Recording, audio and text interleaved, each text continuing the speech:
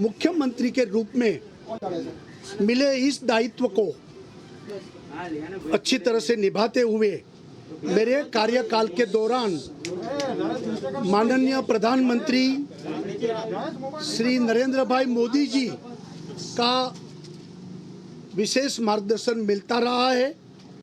माननीय प्रधानमंत्री जी के नेतृत्व एवं मार्गदर्शन में गुजरात समग्र विकास तथा सर्वजन कल्याण के पथ पर आगे बढ़ते हुए नए आयामों को छुआ है।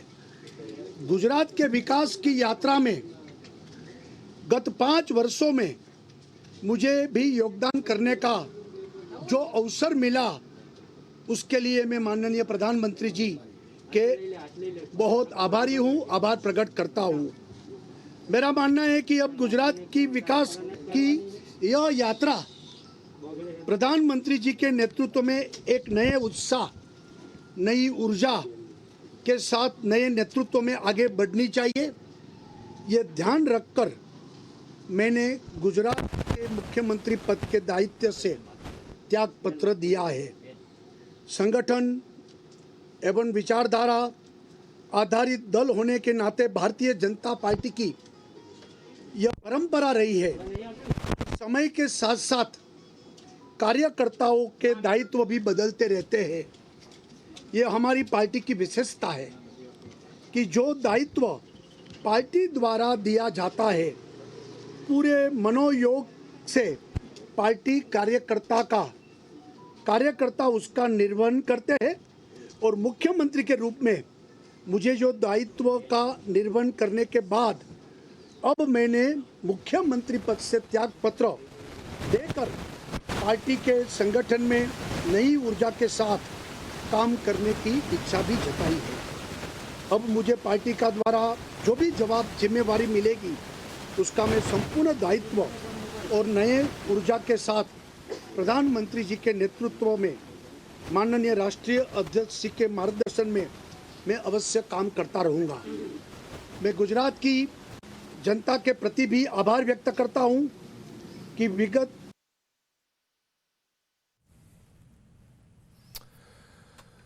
विजय रूपाणी इस्तीफा देने के बाद यहां प्रेस कॉन्फ्रेंस कर रहे हैं। उन्होंने कहा कि पीएम नरेंद्र मोदी का मार्गदर्शन मिलता रहा। और सबसे खास बात जो विजय रूपाणी ने कही अपनी इस प्रेस कॉन्फ्रेंस के दौरान, उन्होंने कहा कि बीजेपी के अंदर यह रवायत रही है कि कार्यकर्ता का दायित्व वक्त के साथ बदलता रहता है।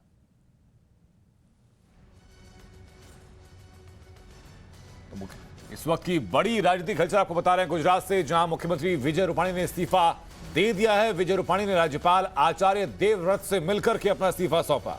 खबर यह है कि 9 सितंबर को विजय रूपाणी और अमित शाह के बीच एक गुप्त मुलाकात हुई। अब अटकलें यह लगाई जा रही हैं, गुजरात का अगला सीएम कौन होगा।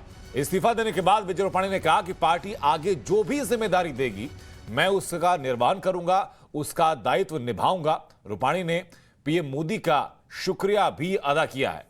हमारे सहयोगी अमित हमारे साथ लगातार बने हुए। अमित, मैं जानना चाहूंगा कि पहले हमने उत्तराखंड में यही रवायत देखी जहां पर एंटी इनकम्बेंसी का फैक्टर बताते हुए मुख्यमंत्री का बदलाव हुआ, और अब फिर यही हुआ।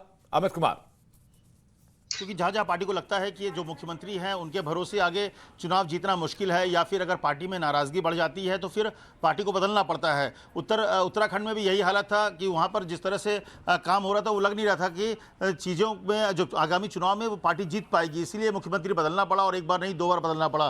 लेकिन सबसे बड़ी बात कि यहाँ पर गुजरात की बात करें तो गुजरात में अभी 1.5 साल का वक्त कम से कम चुनाव का है। दिसंबर में होना है अगले साल, और उसमें वक्त कम है। लेकिन अगर आप देखिए तो लगातार यहाँ पर नाराजगी बढ़ती जा रही थी। जब 2017 में हुआ तो इसके बाद फिर से इनको बनाया गया, बहुत मार्जिनली चुनाव जीता गया। वो प्रधानमंत्री नरेंद्र मोदी अगर आखिरी वक्त पर चुनाव प्रचार नहीं किए होते तो शायद बीजेपी गुजरात चुनाव हार जाती, क्योंकि गुजरात चुनाव अगर जीता गया तो सिर्फ और सिर्फ प्रधानमंत्री के लास्ट के 2-3 दिन के कैंपेन की वजह से चुनाव जीता गया। भले मुख्यमंत्री उस समय रूपाणी हो, लेकिन सिर्फ और सिर्फ प्रधानमंत्री के चेहरे की वजह से गुजरात में बीजेपी की सत्ता वापसी हुई थी 2017 में। तो इसके बावजूद भी जो उम्मीदें थी, जिस तरह से ये एक्सपेक्टेशन था बीजेपी के जो टॉप लीडर्स हैं, चाहे प्रधानमंत्री मोदी हो या अमित शाह हो या पार्टी अध्यक्ष हो, कि वहां पर चीजों को ठीक किया जाएगा, उस तरह से ठीक करने में सफलता नहीं मिली रूपानी को। रूपानी एक मुख्यमंत्री के तौर पर भले काम कर रहे थे, लेकिन वो सबको साथ लेकर नहीं चल पा रहे थे।